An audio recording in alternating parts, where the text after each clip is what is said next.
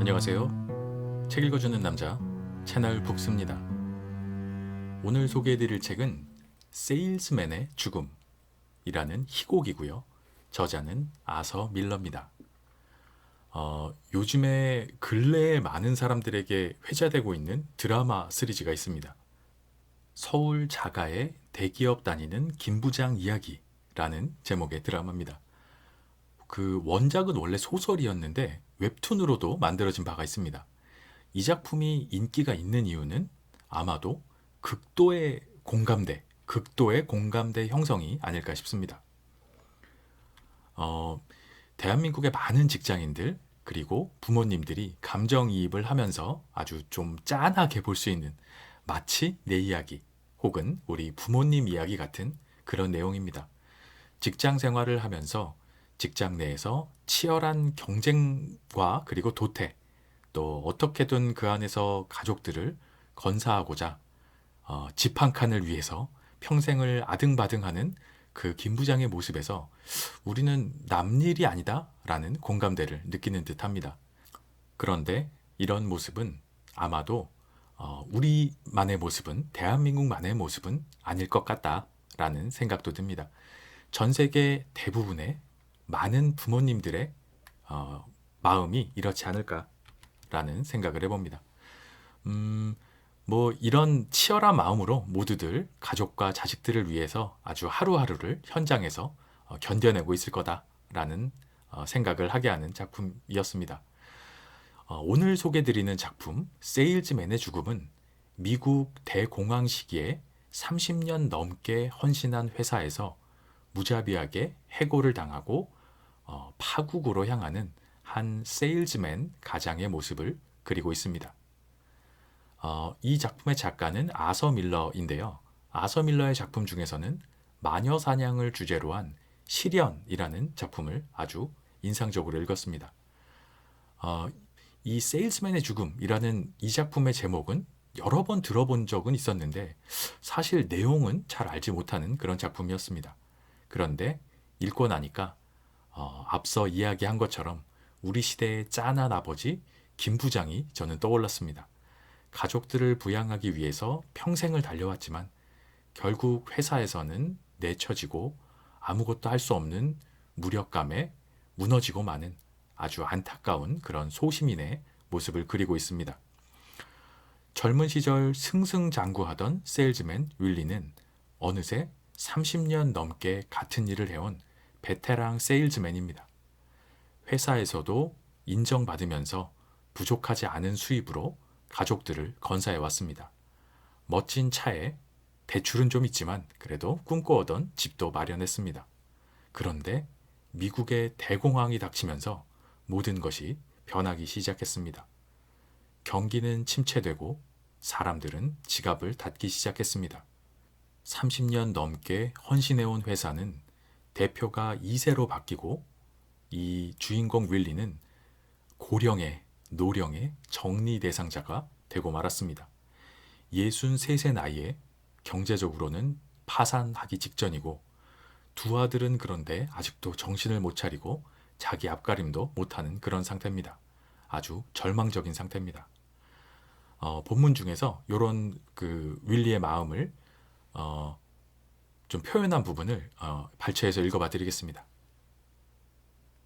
1100km를 달려서 가도 아는 사람 하나 없고 반겨주는 사람도 없어. 동전 한 푼 벌지 못한 채 다시 1100km를 달려 집으로 돌아오는 사람 머릿속에 어떤 생각이 들 것 같니? 그러니 왜 혼잣말을 하지 않겠어? 당연하지 않니? 찰리 아저씨네 가서 50달러를 꿔서는 마치 자기 봉급인 것처럼 내게 내밀 때 어떤 생각이 들겠니? 언제까지 이렇게 갈 수 있을까? 과연 언제까지? 내가 여기 앉아서 뭘 기다리는지 알아? 그러고도 성격이 이상하다고? 평생 너희를 위해 일한 사람에게 할 소리냐 그게? 너희가 금메달을 걸어들여야 하는 것이 아니니 이게 그 보상이야? 나이 63세 돌아보니 사랑했던 아들 하나는 바람둥이 놈팡이에 이런 부분입니다. 굉장히 격양돼 있는 그 대사고요.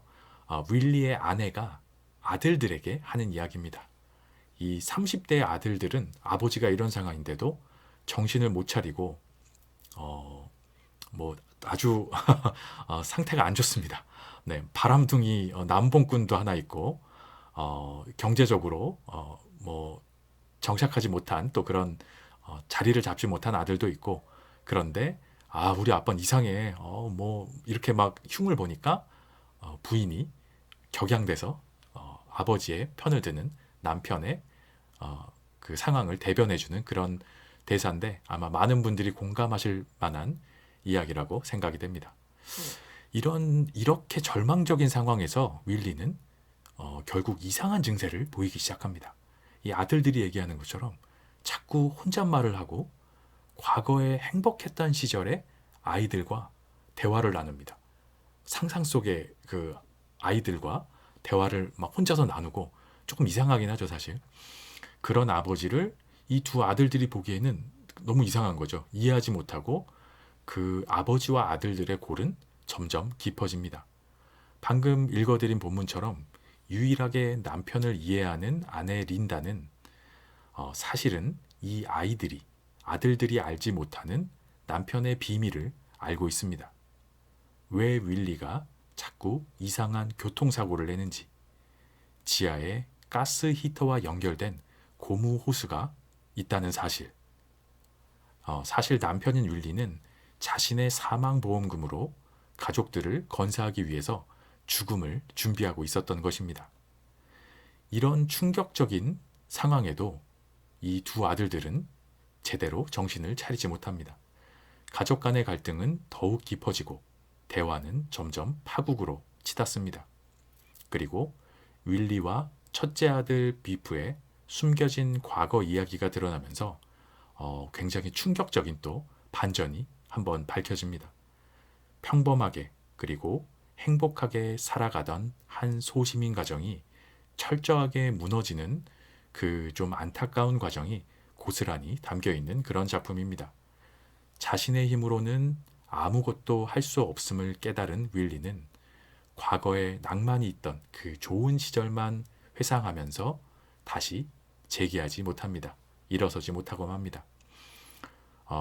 자신이 죽고 장례식이 벌어진다면 과거에 잘 나가던 그 영광스러운 시절의 사람들이 모두 모여서 막 성대한 그 굉장히 의리의리한 북적북적한 그런 장례식이 될 거다 이런 생각을 합니다. 그만큼 사실은 현실에서는 이미 사람들에게 외면받고 있다라는 반증이 되겠죠. 이 부분을 본문 중에서 읽어봐 드리겠습니다. 장례식은 어마어마할 거예요. 메인, 매사추세츠, 버먼트, 뉴햄프셔에서 모두들 오겠죠. 예전에 알던 사람들이 낯선 자동차 번호를 달고 찾아오겠죠. 우리 애는 벼락 맞은 것처럼 놀랄 거예요, 형님. 그 아이는 내가 두루두루 아는 사람이 많다는 것을 결코 알지 못했으니까요. 로드 아일랜드, 뉴욕, 뉴저지. 내가 널리 알려져 있다는 걸 우리 애는 처음 제대로 확인하겠죠. 내가 누군지 볼 테죠, 형님. 깜짝 놀라겠죠. 네, 이런 윌리의 대사입니다. 사실은 이게 어떤 상상 속에 누군가와 하는 대화이기 때문에 독백에 가깝다라고 볼 수 있겠죠. 결국 현실에서는 아무런 돌파구를 찾지 못한 윌리는 마침내 불행한 선택을 하고 맙니다. 현실은 너무나 가혹했고 과거의 영광스러운 시절로 돌아갈 방법은 없었습니다. 아이들과는 이미 돌이킬 수 없는 골이 생겨버렸고 관계를 다시 회복하기는 너무 어려워 보였습니다. 그저 아이들이 자신을 존경하던 그 과거의 회상에 빠져서 현실을 도피하고 맙니다. 죽음을 생각하며 자아 속에서도 충돌이 막 일어나는데 스스로도 그런 선택이 현실에서 도망가는 겁쟁이다라는 것은 알고 있었습니다. 하지만 윌리에게 다른 선택지를 고를 힘도, 용기도, 의지도 이미 사라진 후였습니다. 그렇게 세일즈맨은 세상에서 사라졌습니다. 개인적으로도 저는 좀 오랜 세월을 영업부서에서 일을 하고 있는 터라 이 작품 세일즈맨의 죽음을 읽으면서 좀 남다른 굉장히 공감대가 밀려온 것 같습니다. 이 윌리가 과거의 영광을 회상하는 부분도 또 현실에서 예전 같지 않네 라고 좌절하는 모습도 마치 남일이 아닌 것 같다라는 그런 감정이 조금 개인적으로는 더 강하게 왔던 것 같습니다. 하지만 한편으로는 윌리의 모습에서 반면 교사의 기회를 찾아서 좀 다른 또 기회를 찾아야겠다라는 생각도 하게 되는 그런 작품이었습니다. 우리가 살아가는 현실 세상은 늘 적자 생존의 치열한 정글입니다. 뭐 어쩔 수 없죠. 어느 부분은. 하지만 그 안에서도 가족 간의 소통, 이 대화를 놓치지 말아야겠다. 이런 생각이 사실 굉장히 강하게 들었고요. 그리고 그렇게 도망가는 것이 결코 남은 가족을 위하는 길이 아니다라는 생각도 해보게 됩니다. 어쩌면 이 주인공인 윌리는 본인은 희생이라고 생각했지만 어떤 면에서는 좀 이기적인 선택을 한 것인지도 모르겠다. 이런 생각도 해보게 됩니다. 본문 중에서 이 장례식 이후에 어떤 대사를 좀 발췌해서 읽어봐 드리겠습니다. 아무도 이 사람을 비난할 수는 없어. 넌 몰라. 윌리는 세일즈맨이었어. 세일즈맨은 인생의 바닥에 머물러 있지 않아. 볼트와 너트를 짜 맞추지도 않고 법칙을 제시하거나 치료약을 주는 것도 아니야. 세일즈맨은 반짝이는 구두를 신고 하늘에서 내려와 미소 짓는 사람이야. 사람들이 그 미소에 답하지 않으면 그게 끝이지.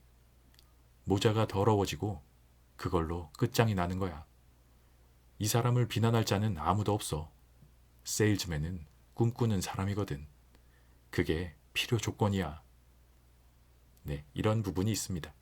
이 윌리를 좀 옹호하는 그런 대사인데 뭐 지금의 어떤 세일즈맨과는 조금 다른 느낌이긴 합니다. 미국의 1900년대 그 초반에 어떤 정말 물건 샘플을 들고 다니면서 보여주고 판매하고 이런 전형적인 서류 가방을 들고 반짝이는 구두와 양복을 입은 이제 그런 세일즈맨의 모습인데요. 그럼에도 불구하고 저는 조금 윌리를 비난하고 싶다 이런 생각을 해봤습니다. 더 이상 구두가 반짝이지 않고 모자가 더러워지더라도 가족들과 함께 헤쳐나가 보았으면 어땠을까? 이런 좀 안타까운 생각이 들었습니다. 살아가다 보면 꿈을 내려놓아야 할 때도 있고 또 꿈에서 깨어야 할 때도 있는 것이 현실이 아닐까 싶습니다. 근래에 사실 전 세계적으로 경제 상황이 그렇게 좋지 않다 라는 이야기가 많이 나옵니다. 그래서인지 미국의 대공황 시대 이 소시민 가정을 그리고 있는 이 작품이 더욱 와닿았는지도 모르겠습니다. 한 가정의 가장으로서 또 아버지로서 또 수십 년간 기업에 소속된 세일즈로서 저도 개인적으로 많은 생각을 하게 하는 그런 작품이었습니다. 한번 읽어보시기를 아주 강력하게 추천드리는 작품입니다. 세일즈맨의 죽음 아서 밀러 지음 1막 플루트 선율이 들린다. 잔잔하고 섬세하며 풀밭과 나무와 지평선을 떠올리게 하는 음악이다. 막이 오른다. 정면에 세일즈맨의 집이 있다. 고층으로 솟아오른 각진 건물들이 그 집을 온통 둘러싸고 있다. 푸른 하늘빛이 집과 앞 무대만 비춘다. 나머지 부분은 성난 듯 오렌지색으로 타오른다. 차츰 밝아지면서 작고 부서질 것 같은 집 주위로 견고한 아파트 요새가 보인다. 이 집에는 현실에서 스며 나오는 꿈과 같은 분위기가 감돈다. 중앙의 부엌은 꽤 사실적이지만 식탁과 의자 3개, 냉장고 외에 다른 부엌 세간은 보이지 않는다. 부엌 뒤쪽에 커튼으로 가린 출구가 있어 거실로 이어지게 되어 있다. 부엌 오른쪽으로는 60cm쯤 올라간 높이에 노쇠 프레임의 침대와 딱딱한 의자 하나만 있는 침실이 보인다. 침대 위 선반에는 은으로 된 우승 트로피 하나가 놓여 있다. 옆에 아파트 쪽으로 창문이 하나 나 있다. 부엌 뒤편으로 2미터쯤 올라간 지점에 아들 방이 있는데 지금은 거의 보이지 않고 침대 2개와 방 뒤편으로 난 지붕창만 어렴풋이 보인다. 이 침실은 객석에서 보이지 않는 거실 위편에 있다. 왼쪽에는 부엌에서 그 방으로 올라가는 계단이 있다. 전체적인 세트는 전부 혹은 일부분이 투명하다. 집의 지붕선은 그려 놓은 데 불과하고 그 아래로 아파트 건물들이 보인다. 집 앞에는 무대 앞 튀어나온 부분이 있는데 앞무대를 빙 둘러 오케스트라 박스까지 연결되어 있다. 이 앞부분은 뒤뜰인 동시에 윌리의 상상 속 일들이 일어나는 공간이자 그가 다니는 대도시 공간이기도 하다. 극중 전개 시점이 현재일 때 배우들은 가상의 벽을 지키면서 왼쪽 문을 통해서만 들어온다. 그러나 과거를 다루는 장면에서 이런 경계는 깨어지고 등장인물들은 벽을 통과해서 방을 드나들고 앞 무대로 나온다. 오른쪽에서 세일즈맨 윌리 로먼이 샘플이 든 큰 가방 2개를 들고 들어온다. 플루트 연주가 계속된다. 윌리에게도 들리지만 그는 음악 소리를 의식하지 못한다. 윌리는 60살이 넘었고 옷차림이 점잖다. 무대를 지나 현관으로 오는 그는 지친 기색이 역력하다. 문을 따고 부엌으로 들어와 안도의 한숨을 쉬며 짐을 내려놓고 아픈 손바닥을 만진다. 한숨 같은 소리가 입술에서 흘러나오는데 아마 아이고, 아이고 정도의 말인 듯하다. 문을 닫고 커튼이 쳐진 문을 지나서 가방을 거실로 들여놓는다. 아내 린다가 오른편 침대에서 기척을 내더니 일어나 가운을 입고 바깥의 기색을 살핀다. 린다는 대체로 명랑하지만 윌리의 행동을 봐주면서 꾹 참는 버릇이 있다. 그녀는 남편을 몹시 사랑하고 존경하며 그에게 성마른 기질과 성질, 황당한 꿈과 자잘한 심술구즘이 있다 해도 그것이 남편의 내면에 있는 격한 바람 때문이라는 것을 안다. 그 바람은 린다의 마음에도 있는 것이지만 감히 입 밖에 꺼내거나 대놓고 추구하지 못하는 것이기도 하다. 린다. 침실 바깥에 있는 윌리의 기색을 살피다가 조금 떨리는 목소리로 부른다. 여보? 윌리. 괜찮아. 돌아왔소. 린다. 왜요? 무슨 일이 있었어요? 잠시 침묵. 무슨 일이라도 생겼어요, 여보? 윌리. 아니, 아무 일도 없었어. 린다. 차를 박은 건 아니죠? 윌리. 좀 성가셔하며. 아무 일도 없었다니까. 아까 한 말 못 들었어. 린다. 어디 불편하기라도 한 거예요? 윌리. 피곤해 죽을 지경이야. 플루트 소리가 잦아들었다. 윌리는 린다 옆 침대에 앉는다. 좀 멍하니. 할 수가 없어. 도저히 할 수가 없어, 여보. 린다. 아주 조심스럽게, 자상하게. 하루 종일 어디 있었어요? 아주 피곤해 보이는데. 윌리. 용코스보다 더 위로 올라갔었소. 커피 마시려고 잠시 섰지. 아마 커피 때문이었을 거야. 린다. 뭐가요? 윌리. 잠시 뒤. 갑자기 더 이상 운전을 할 수가 없었어. 차가 자꾸 길가로 빠지는 거 있지. 린다. 거들어 주려는 듯. 저런, 또 핸들이 문제인가 보네. 안젤로는 우리 차를 볼 줄 몰라. 윌리. 아니야, 내가 문제야. 내가. 정신을 차려보면 시속 100km로 달리고 있는데 이전 5분간 뭘 했는지 생각이 안 나. 나는 아마 정신을 집중할 수가 없나 봐. 린다. 안경 때문인지도 몰라요. 도통 안경을 새로 맞추려고 하지 않잖아요. 윌리. 아니야. 눈은 잘 보여. 돌아올 땐 시속 16km로 왔어. 용커스에서 집까지 4시간이나 걸렸어. 린다. 체념한 듯. 여보, 쉬어야 해요. 이런 식으로 계속 살 수는 없잖아요. 윌리. 플로리다에서 쉬고 온 지 얼마나 됐다고. 린다. 하지만 정신을 쉬게 하진 못했죠. 당신은 지나치게 정신이 활발해요. 정말 중요한 건 정신인데 말이죠. 윌리. 아침에 새로 시작해야겠어. 아침이 되면 좀 나을 거야.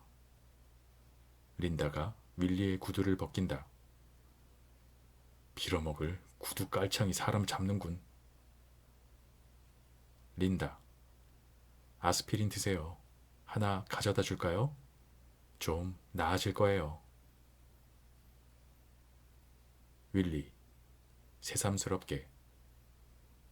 쭉 운전을 하고 있었다고. 난 괜찮았어. 심지어 경치도 바라봤어. 매주 외근 다니는 내가 새삼스레 그 경치를 바라보았다니 상상이나 가. 그런데 린다, 거긴 아주 아름다웠어. 나무는 무성하고 태양은 따뜻하고 나는 앞창을 열고 따뜻한 바람에 내 온몸을 맡겼지. 그런데 갑자기 길가로 빠지고 있는 거야. 그게 말이야, 운전하고 있다는 것을 완전히 잊어버린 거였어. 만약 흰 차선 넘어 다른 길로 들어갔으면 누군가를 치어 죽였을지도 몰라. 그래서 다시 정신을 차리고 갔는데 5분 뒤에 또 몽롱해져서는 하마터면 손가락 2개로 눈두덩을 꾹꾹 누른다. 자꾸 생각이 나. 아주 이상한 생각이 난다고. 린다. 여보, 다시 얘기해보세요. 당신이라고 뉴욕 본사에서 일하지 못할 이유가 어딨어요? 윌리. 뉴욕에서는 내가 필요 없어. 나는 뉴 잉글랜드에서 일하는 사람이야. 뉴 잉글랜드에서야 펄펄 난다고. 린다. 하지만 당신은 예순이에요. 매주 외근을 나갈 수는 없다고요. 윌리. 포틀랜드에 전보를 보내야겠어. 내일 아침 10시에 브라운 앤 모리슨 상사에서 온 사람을 만나 샘플을 보여주기로 했거든. 물건을 팔아야지, 젠장. 재킷을 다시 입기 시작한다. 린다. 재킷을 벗기며. 내일 하워드 사장에게 가서 뉴욕에서 일하겠다고 말하면 안 돼요. 당신은 너무 고분고분해요, 여보. 윌리. 만약 와그너 회장님이 살아있다면 나는 지금 뉴욕 책임자일 테지. 그분에게는 제왕 같고 주인다운 풍모가 있었어.